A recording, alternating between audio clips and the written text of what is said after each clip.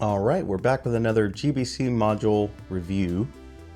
And we're looking at two modules today. Both of these are mods by Dunes, also known as Brick Engineering. You can check out his channel in the link below. He's got some great mods of GBC modules you may have seen before, but definitely adds a lot of efficiency and his own flair to them. So up front here, you can't miss it. This is Bill Atkinson's Perpetual Prototype module, or also known as Catapult by some. And I went with the original color scheme of Bill's model, which was, just a total rainbow warrior kind of thing. This worked out great for me. I got to use a lot of dark gray parts and light gray and things like that. So it was nice to use some of those pieces I would never use anywhere else. Look at the weird stickers. And then the other one we have here is his version of Pinwheel's reveal ball pump. And so you may recognize, this section here, although this is built a little bit differently. And it has a more standardized base in the construction and everything. So we're going to get into each of these and talk about how well they've done for me and any tips that I found along the way that I can share with you guys. So let's dig in. Okay, so first we're going to look at Dune's version of Pinwheel's GBC reveal ball pump. And last I checked, it's running pretty good. So we're just going to go ahead and run it for a bit here. And it's not running. What? You can't make this up.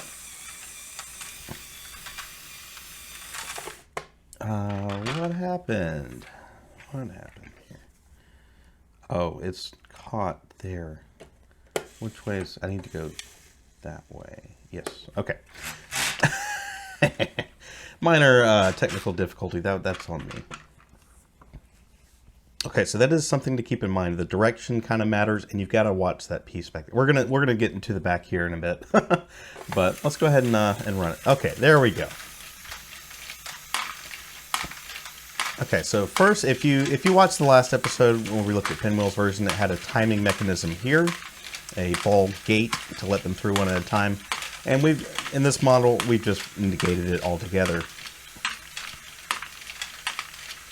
If you build all this correctly, you shouldn't have any problems with any of them jamming or anything, and it runs pretty smoothly. All this mechanism here, same stuff, exactly the same for this. And then there's minor differences elsewhere. And again, because it's a ball pump, when it runs out, you're just going to have those hanging out up there by themselves. So now we've seen it run. Let's go ahead and look in the back and look at the business end here. So you can see this is very different from Pinwheel's version, and the drivetrain is much more efficient. There's just less to it. There's less that can go wrong, and it runs pretty smooth. And I've got to be honest, guys, this stepper module here, I had all the same problems I had before. It would work sometimes, other times it wouldn't. I kept making adjustments. I kept swapping these 12-length axles, and eventually I used lubrication. Sorry. So this is just what I had on hand. This is plastic safe, supposedly, and it worked good. It actually, solved all the problems here. It's probably been a week or two since I used this, and what I did was I just used a Q-tip and just kind of got a little bit on the end and went through the Technic holes. I didn't actually lubricate the axles. I just kind of ran this through, and I actually did that before with both versions of this with rubbing alcohol to try to clean them, but cleaning didn't really help. I've talked to a lot of people, and I got comments on that video saying you're just gonna have to lubricate it. It might work for a while, but it's gonna quit. Even if it works for an hour, it'll stop after that. So it is what it is. It's only these parts in the back. It's not in the ball train or the ball path. It's not gonna get carried along to other modules. It's not gonna go to other parts. It is literally just, 1, 2, 3, 4, 5, and then the 3 axles. So not the end of the world. The reason I use this, and the reason I had it on hand, because a lot of people use, I believe it's silicone-based lubricant. Don't quote me on that. I had this on hand already from lubricating my monorail switch tracks. This is basically what was recommended by Boone, who you've probably seen on Lego Masters. But he had a video from years ago showing how to lubricate the monorail switch track. So that worked really well for me. And let's go through some of the other differences here. So again, very simplified gear train through here. And we do have the clutch gear. So let's see that in action. Actually, earlier when it got stuck, that's why this didn't just blow itself to bits, because it has a clutch. So if there's a jam, it's going to stop. And before I lubricated it, I did have issues with it slipping too early, and it just kind of it would struggle and move out a little bit and move a little bit and struggle and move a little bit. Of course, after lubricating, it's been just fine. So I got as far as I could without using it, but ended up using it anyways. The stepper up front here is about the same as before. It's just, you know, several differences in the construction, and I like how uniform this is. I like how sturdy this is. It's very, very sturdy. You've got all these beams locking everything into place. It's just built really well, and I like the aesthetic of it. I like this little opening here. I like how you've got sloped pieces here, literally wrapped around the Technic beam here. It's just it's refined. I don't know. Can't think of the right word, but I really enjoyed it. And let's also talk about how serviceable this module is. So I'm going to go ahead and unplug my connector there.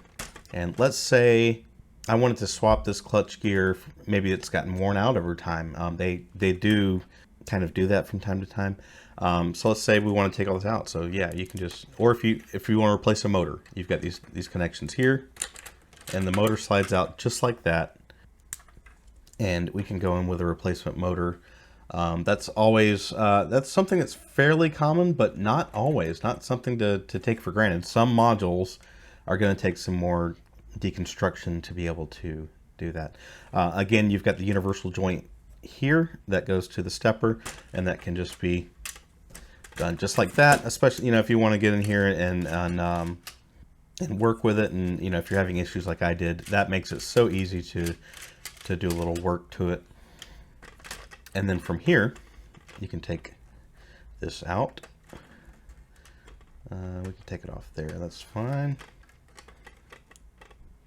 And then you've got this connection here. And you know, there's a couple different ways to do this. This is how I did when I was contemplating taking the clutch out and just using something else. So yeah, you got to strip gear or something, and then from here, oh, how did I do it? How did I do it? I had it figured out. Let's just go ahead and take that off. It's this big 40 tooth gear that gets hung up. But yeah, you just took the whole gear train out. There's no, you know, there's two gears here. That's all the gears in the entire module. So if something happens, you get a stripped gear or something like that. You know, if this stepper gets hung up, I guess you could strip some gears, or just over time, they're just gonna start spraying dust everywhere like they do. And then also I've strengthened this up just a little bit. I've added these two 1x1 Technic bricks, and I had it all the way across with 6 of them, but it was actually hitting the stepper, you know, this piece here, and that was causing issues. So I took those two out. I just didn't want this to come away from these two Technic bricks. These have the axle holes, you know, actually crosses through them. So that's why I did it that way, just to make sure there was enough clutch power to keep it in. So let's put this back in. Gonna go like that. Whoops.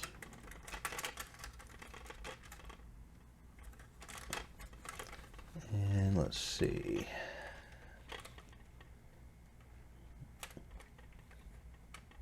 The timing, it doesn't really matter, you know, especially with the way this is built. We don't have to worry about this stepper and this stepper being in time. It's going to be fine. So we got that,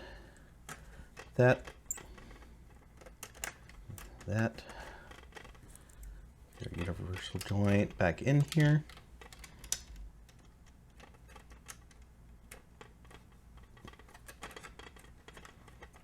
Oh.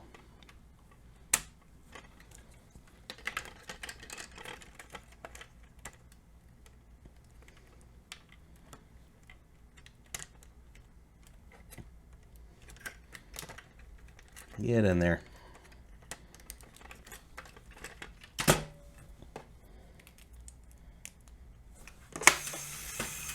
That easy.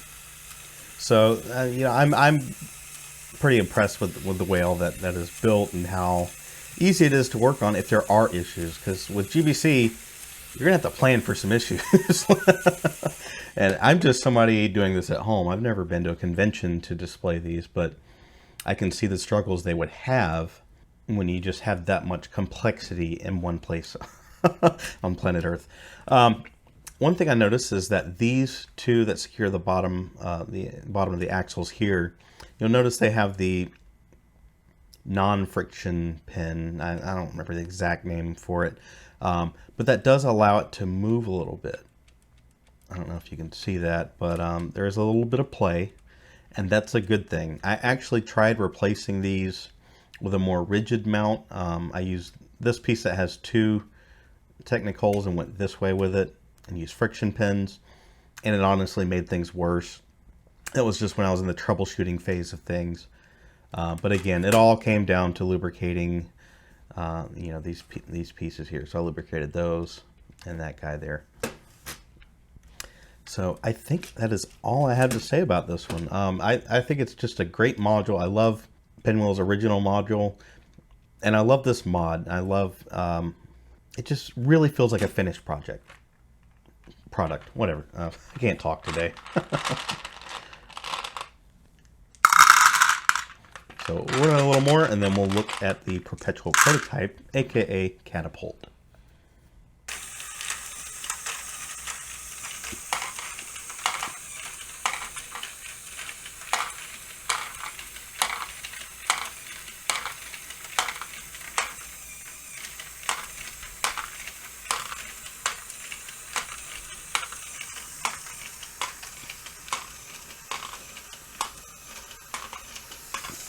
Okay, so this is definitely a larger module. It was kind of hard to get the whole thing in frame. But again, the original was built by Tom Atkinson, and it was the Perpetual Prototype module. You've probably seen it dozens of times if you've ever watched Beyond the Brick walkthroughs of GBC layouts. And because it was a prototype, it looked like this in the Rainbow Warrior colors. But again, this is Dune's versions of the instructions. And I've even seen this themed a couple different ways. I believe there's a classic space one, you know, things like that, which is always cool. I'd already spent so much money on Bricklink and getting parts to build other modules. I just decided, you know what, it fits for this to build this in Rainbow Warrior colors. So that's what I did, and like I said, I got to use a lot of parts that I normally wouldn't use because they've always been set to the side because they're, you know, faded, dirty, you know, or have stickers or anything like that. And I haven't really got this one working 100%. There's no such thing as 100%, I'm sure, in GBC, but it works well. But it is going to drop some balls. Some balls get dropped down in here, and that can inhibit the catapult mechanism or get caught up in here. I've had them get caught up all over the place. With the instructions that I found, I'm not sure if there's multiple versions. There wasn't always a good angle to see where the pieces are added to, even though I believe there were parts callouts for you need, you know, 3 of this piece, 2 of this piece, that kind of thing.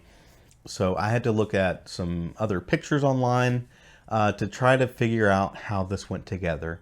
And then some of the issues I just had to solve on my own and try some different things out. But so far it works, I don't know, 95% of the time. All right, we already had something happen. I definitely have issues in the input here. I need to find a better solution, but I just haven't got around to it. See, we've already got a ball there. Just kind of hanging out with the gears, and it just fell through. So didn't cause any issues, but yeah, that's gonna happen. I think I've got the timing about right. That was something else I kind of played with a little bit, because you want it to come down just in time to be shot by the catapult.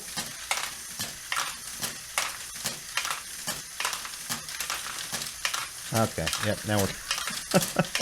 See, the jumping, it's like jumping fish down here in the input module. So we'll take a look at that once it's done. We'll let it clear itself out here.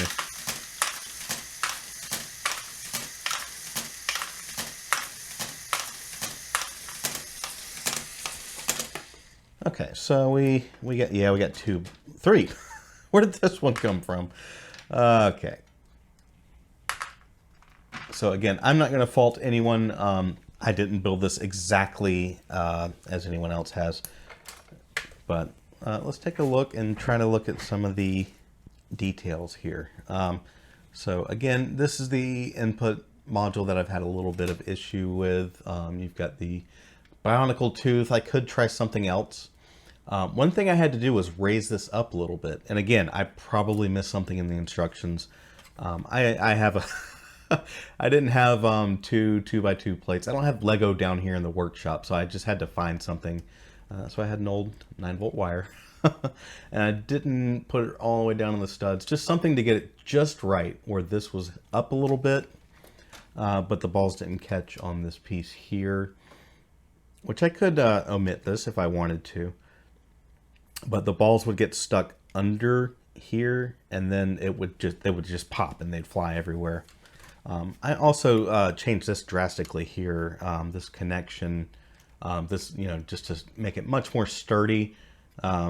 Again, I think that was one of the things that wasn't really shown very well in the instructions, so I had to figure something out that worked, because this would fall apart very quickly. But since I've beefed this up, I haven't had a single issue with it. And you can see you've got gears inside there, and that's what leads back to this axle here for that. And since we just went on the input, let's check out the output. So yeah, you've just got this. So this can be, raised up if you need to. So this is just high enough to go right over a standard module. This ball bin is actually from the Mold King set. And I didn't realize it at first, but I actually had to take a layer of bricks off the bottom here because I guess it was 11 bricks high total. So I took that out, and then it fit with all of the standard modules. And you've got your kind of landing pad here, and it does pretty well. As long as it makes it through the catapult section, it's either going to land here, or it's going to bounce off the walls here, or go just swish right into the next module. So this is actually done very well, and it's fairly minimalistic. It's not a big catcher up here, and it works pretty well. And then you've got your weight here. This is just a bunch of plates stacked up together, and again, I went with just crazy on the colors. And we have this guy here, which spins, and it slowly lifts it up, and then it drops it, and it lifts it up, and it drops it. There's your headlight brick, which are pretty expensive to try to get on Bricklink nowadays. I happen to have a fair amount of them from collecting Dacta sets for many years, but keep in mind that's fairly expensive. I believe there are some parts that are similar. Whether they work as well, I'm not sure. It seems like there was a crown piece or something people were using. I don't remember. So this is your gear train here, and we've got a lot of Technic beams to try to make it a little more sturdy and hold everything together, and it works pretty well. I think a couple times maybe I had jams, and then I had issues with the gear train, but besides that, it's really sturdy and it does well. And let's see, speaking of jams, if you notice these two studs sticking out there, the green ones, that's to make sure this doesn't over rotate. Let's just pop the motor off there, and which way did I go? Yeah, this way. So as this goes down, This does have a tendency to over rotate just a little bit, and then it gets caught and it pulls the other way. So that's what I put those studs there for, just to make sure it didn't go too far and then try to pull back. And I think this is built a little bit differently, because I had some issues with it getting caught up in here. I wish there was a half axle and then a half pin above it. Something, because this pin can get caught on this. It actually is right now, just because I've been moving things around. But overall, a very fun module, and again, very serviceable if you want to replace your motor. It is literally that easy. Let me see. I'll push the axle through. Yeah, there we go. So again, a very fun module. I really enjoyed building it. I'm not sure if I'm going to keep it together, maybe just because of the size of it.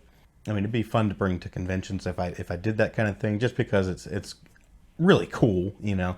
Oh no, one of my gears slipped out here, so I hope I didn't skip timing when I did that. I probably should have put them in the other way. Yeah, because that's what actually holds the motor on. Anyways, all that to say, I hope you guys enjoyed this. I do plan to do some more GBC module reviews over time. I might slow it down a little bit. I'm not sure, or maybe just do one module per video. But if you have any critiques, comments, questions, whatever, just drop them in the comments below, because I would love to hear it. Again, I am somebody that is fairly new to GBC, and I'm just trying to share my experiences as a newbie. So constructive criticism is absolutely welcome. So be sure to check out the Brick Engineering YouTube channel. And as always, remember to play well.